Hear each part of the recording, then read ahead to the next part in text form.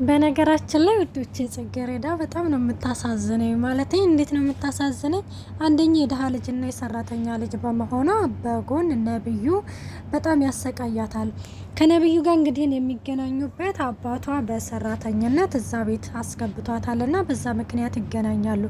ሌላው ደግሞ የፌቨን እናት ማለት እናቷ ደግሞ ፌቨን ማለት የሚኖሩት እነ ፌቨን ቤት ነው እና በቃ እናቷን እንዴት እንደምታናግራት የጽጌረዳ እናት እንግዲህ ግን እነ ፌቨን ቤት ለብዙ አመታት ኖራለች እና እንደው ምን እያለች መሰላችሁ የነ ፌቨን እናት እሷ ብዙ ሚስጥሮችን ታቃለች ማለት ሲከፋኝም ሲደላኝም ሁሉንም ነገር ታቃለች እያለች ነበር። ይህንን ነገር ያለችበት ምክንያት ምንድነው?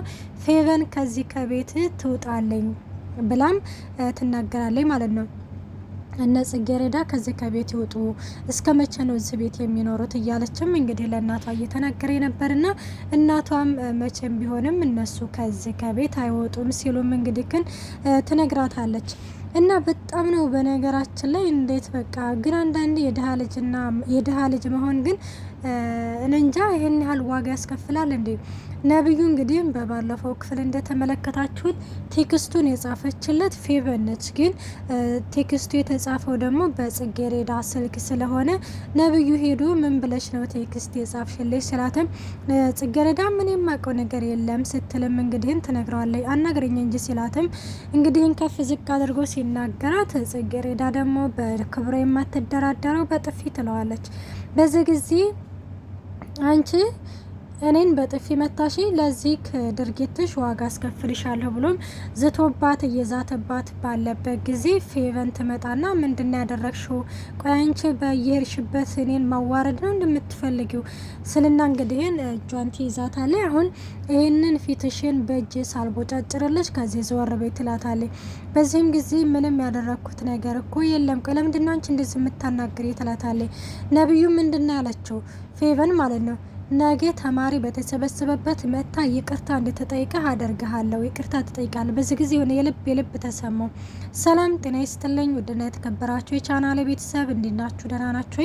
እኔ ያለው እግዚአብሔር ይመስገን። ለዚህ ቻናል አዲስ የሆናችሁ ሰብስክራይብ በማድረግ ቤተሰብ ሆኖ እንዲሁም ነባሮች ስለምታበረታቱኝ እጅግ አድርጌ አመሰግናለሁ። ተወዳጅና ልብ አንጠልጣይ የሆነውን ጽጌረዳ ድራማ ይዘንላችሁ ቀርበናል።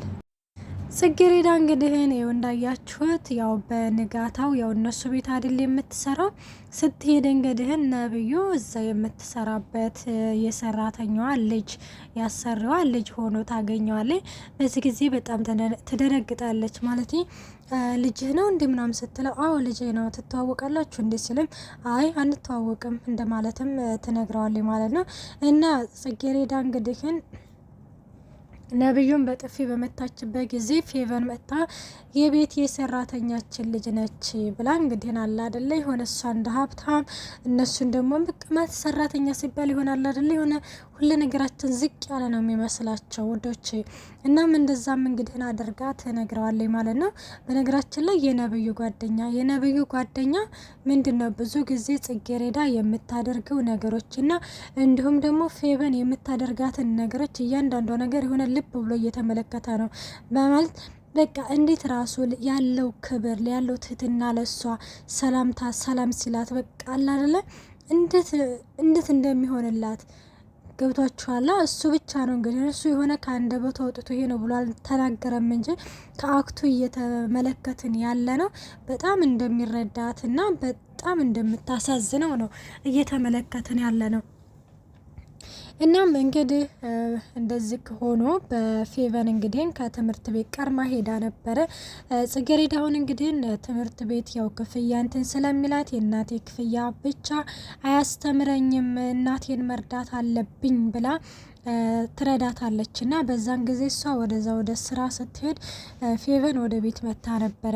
ወደ ቤት ስትመጣ ቀጥታ ወደ እናቷ ጋር ሄዳ ቆይ እናና ልጅሽ የኬዳ ነው ስትል ማንን ወይ ጽጌረዳ ነው አለች። እና ታዲያ ከሷ ውጪ ሌላ ልጅ አለሽ እንዴ ስትላትም ያው እሷን ነገር ታቂው የለ ላይብረሪ ሆና ይሆናል ስትልም እንዴ ትምህርት ቤቱ የኛ የራሳችን ነው እንዲ ለሷ እንዴት ብሎ ብላም እንግዲህ ለእናቷ ነገሮችን ለማቃጠር እየሞከረች ባለችበት ጊዜ እናቷም በዚህ ጊዜ አይ ልጄ እንደዚህ አይነት ነገር በፍጹም አታደርግም፣ እኔ ለጽጌረዳ በየሄድኩበት አንገቴን ቀና አርጌ ነው የምናገረው ስትልም እናቷ እንግዲህ ለልጇ እንደዚህ ብላ ስትመሰክር ነበረ።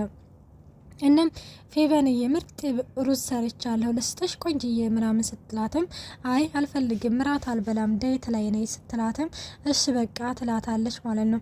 ለማንኛውም ጽጌረዳ ስትመጣ እንድታናግረኝ ንገሪያት ስትልም እሷም እሺ ምናምን ትላታለች። እንግዲህ እነግርልሻለሁ በድጋሚ ራት እንደምትበላ ስትጠይቃትም ነገርኩሽ እኮ እኔ እኮ አልበላም አልኩሽ ምን ነው ከጽጌረዳ ጋር ተመሳሰልንብሽ እንደስትልም ፌቨንም እንግዲህ የማይጠየቅና እንዲሁም የማይባል ቃላቶችን ተወረውርባታለች። እናቱ ምንም አላለችም፣ ዝም ትላለች። ቀጥታ ወደ እናቷ ጋር ትሄዳለች። እናቱም ስለ ትምህርት ትጠይቃታለች።